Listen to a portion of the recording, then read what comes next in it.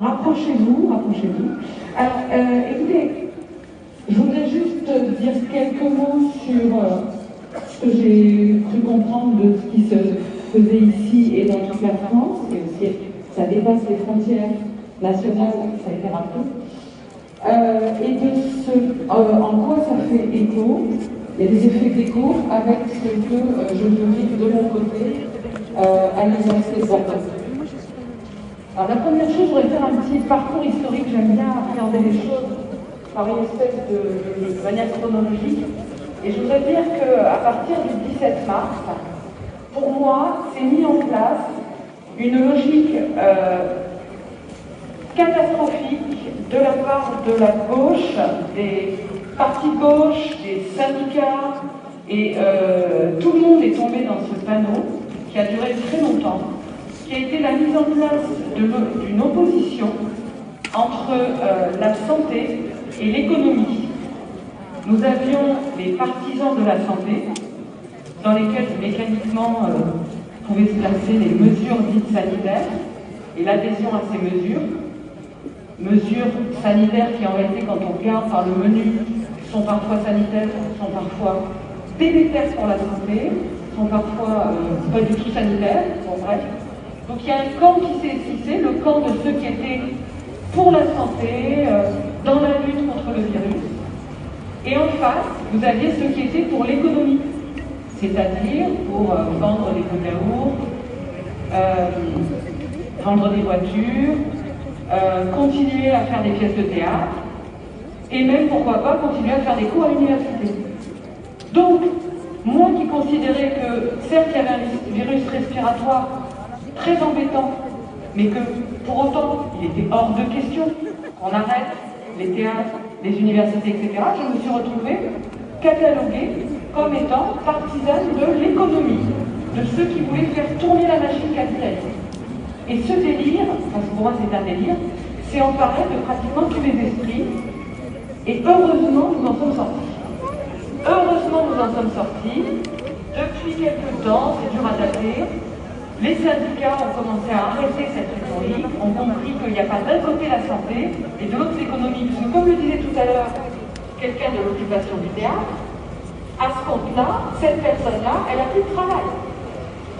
Je veux dire, dans ce cas-là. Hein. Donc elle arrête de travailler puisque c'est le mauvais camp, c'est le camp de l'économie. L'économie, si vous voulez, en fait, quand on fait du théâtre, on est dans une économie. Hein. On est dans l'économie d'un théâtre. Donc il n'y a pas d'un côté les gens responsables qui s'occupent de la santé et de l'autre les irresponsables qui sont du côté de l'économie. Ce type de vision manichéenne, simplificatrice, n'a pas cessé de se renforcer. Ensuite, on a basculé dans l'idée qu'il y avait ceux qui étaient pour la santé qui étaient responsables, et puis il y a ceux qui se moquaient du virus, qui étaient des gens qui voulaient que les théâtres continuent à ouvrir. Hein. Il y a deux camps, ceux qui étaient pour respecter les mesures sanitaires, ceux qui étaient contre. Et alors pourquoi ces gens voulaient ouvrir les théâtres? Pourquoi ils voulaient parce qu'ils avaient besoin de fête et de plaisir, vous disiez. Donc on a mis la culture du côté de la fête, des plaisirs, de l'orgiasme, du relâchement, avec cette rhétorique absolument vichiste hein, du relâchement. Nous avions la France de l'effort, celle qui s'abstenait de tout ce monde de plaisir, et nous avions la France orgiaque, les irresponsables, qui souhaitaient par exemple que les théâtres continuent d'exister. Donc après avoir été accusés d'être des partisans de l'économie quand on voulait que les théâtres restent ouverts, on a été accusés d'être des partisans du relâchement et de l'orgiasme, et donc d'être des irresponsables. Et j'ai été concernée de la manière dont tout ça s'est installé pendant longtemps. Enfin, à un moment, au même moment, cette rhétorique a commencé à se fêler, à ne plus marcher. Et c'est comme ça qu'on a pu rouvrir les universités. On s'est rendu compte qu'en fait tout ça était absurde. Et au même moment, les théâtres ont commencé leur mouvement d'occupation également. Donc là, je pense que c'est un juste retour des choses que d'avoir défait tous ces partages qui étaient délétères. Parce que quand on met le théâtre du côté des plaisirs, du côté de la fête de l'orgiasme, on fait une chose qui est grave, c'est qu'on vide le théâtre de sa véritable signification historique, qui est politique. Le théâtre dont nous sommes héritiers, vous voyez les colonnes, tout ça là, ça vient d'Athènes, ça vient de la Grèce, c'est la tragédie et la comédie avec le dieu Dionysos tutélaire, c'est contemporain de la démocratie, hein, c'est la naissance de la démocratie qui est contemporaine de la naissance du théâtre. Et quand on va au théâtre, tout le monde le sait quand on a un peu de culture historique, par exemple l'histoire du théâtre en France, hein, avec les entreprises comme celle de Jean Vilar et autres, évidemment c'est une mission politique. Pour une universitaire comme moi, c'est extrêmement parlant, puisque je pense que l'université a aussi une fonction politique, et elle est structurée dans un rapport à l'espace qui ressemble beaucoup au théâtre. Vous avez une scène, vous avez des effets de scène, voilà, c'est mon métier, je connais une dimension comme ça, théâtrale, mais il n'y a pas que ça, il y a une interaction qui est extrêmement forte. Celui qui est sur la scène est affecté par ceux qui sont en face, et ceux qui sont en face, qui sont-ils?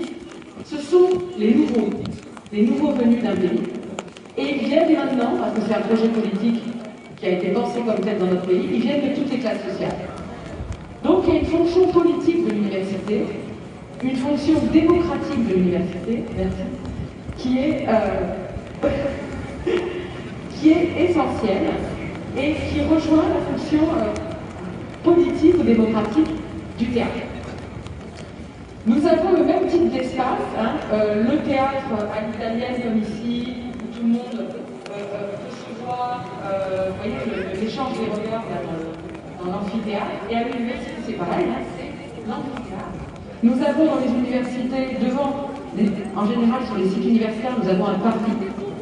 Sur ces parvis, nous faisons des agoras, des assemblées générales, c'est exactement ce qui se passe ici. Donc il y a entre deux mondes, beaucoup de points communs. Et ces deux mondes sont en train d'être détruits.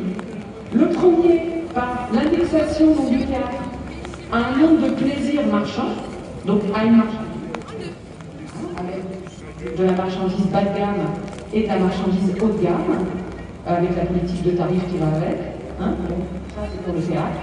Et puis, donc, on vide le théâtre de sa fonction politique, de sa fonction démocratique. Et puis, à l'université, c'est la même chose. L'université devient un lieu où l'individu inscrit à l'université, même si d'ailleurs il n'a pas acquitté un prix très élevé, devient un individu qui va se connecter sur une plateforme pour valider des compétences, valider des performances, renforcer son capital de formation, son capital, parce que c'est comme ça que je dis, humain, et gagner en employabilité. Cet individu sera connecté sur une plateforme pour recevoir la parole ex cathedra parfaitement verticale d'un autre individu, lui-même prestataire de service, enseignement supérieur, professeur, chargé du combat, bien titulaire. Et à la fin, l'unique enjeu, c'est la validation par des évaluations. Hein, c'est de passer le coup près de la mise en compétition des uns contre les autres. C'est la destruction même de ce qu'est un cours, puisqu'un cours, c'est une aventure intellectuelle collective, c'est des tensions, c'est la résistance d'un public qui se fait enfoncer les yeux quand il trouve que ce que vous racontez n'est pas clair ou qu'il y a un truc qui cloche.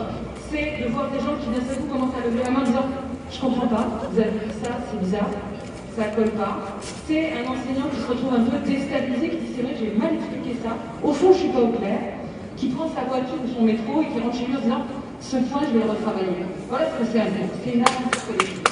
Voilà. Et donc,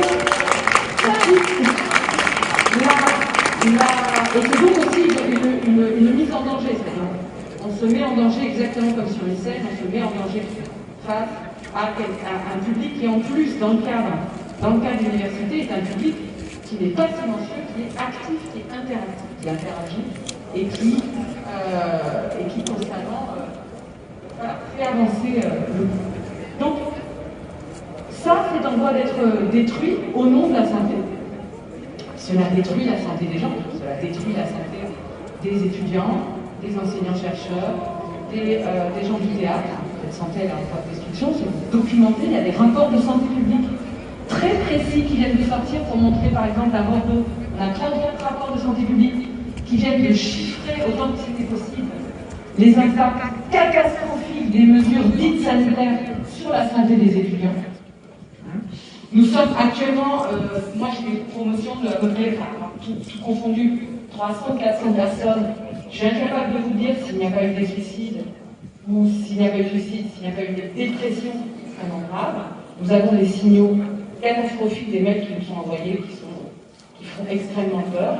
Voilà où nous en sommes. Donc, au nom de la santé, au nom de la démocratie, au nom de la noblesse de la politique, au nom de l'enseignement et au nom de la recherche, il est fondamental de déconstruire ces mesures dites sanitaires qui sont en fait en train de détruire la santé. Il est parfaitement possible, comme c'est le cas ici, de mettre en place des modes de fonctionnement différenciés par rapport à la normale, des jauges, des fonctionnements qui prennent en compte la situation. Et ce qu'on doit demander, c'est une politique de santé dans ce pays qui n'a pas lieu puisqu'on abandonne toutes les zones défavorisées, tous les déserts médicaux, on les abandonne à leur triste sort. On ne prend pas en charge les gens qui ont un Covid-19 qui s'est transformé, un virus qui s'est transformé véritablement en maladie. On les laisse se dégrader et on les laisse ensuite affluer aux urgences à Paris pour s'assurer des urgences qui ont été détruites par 25 ans de pression de vie. Donc on se sortira pas. Voilà, il nous faut à la fois dénoncer cette politique sanitaire qui n'est pas sanitaire et redemander donc la reprise d'une vie démocratique qui passe notamment, pas seulement, mais par les universités, par les théâtres. Voilà, c'est tout ce que je voulais vous dire.